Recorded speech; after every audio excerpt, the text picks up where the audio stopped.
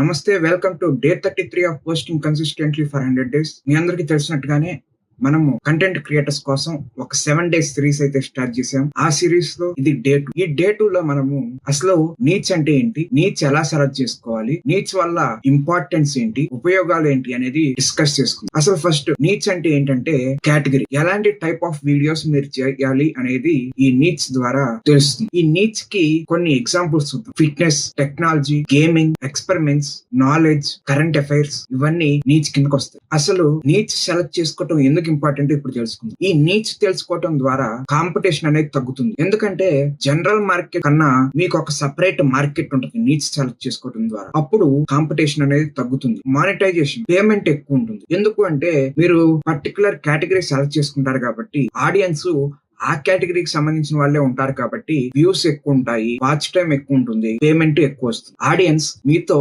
Strong గా connect అవుతారు. ఎందుకంటే మీరు వాళ్ళకి నచ్చిన కంటెంట్ ఇస్తున్నారు కాబట్టి. అలాగే మీ ఆడియన్స్ తో మీకు లాయల్టీ బిల్డ్ అవుతుంది. అలాగే మీరు ఏం మెసేజ్ ఎవరితో మాట్లాడుతున్నారో క్లియర్ గా అర్థం అవుతుంది. ఎందుకంటే మీకు మీ ఆడియన్స్ ఎవరో తెలుసు. మీ ఆడియన్స్ కి ఎలాంటి కంటెంట్ కావాలో మీకు తెలుస్తుంది. కాబట్టి నీడ్స్ సెలెక్ట్ చేసుకోవడం అనేది చాలా ఇంపార్టెంట్. ఇలాంటి మంచి మంచి కంటెంట్ కోసం ఫాలో అవటం మర్చిపోవద్దు. Thank you.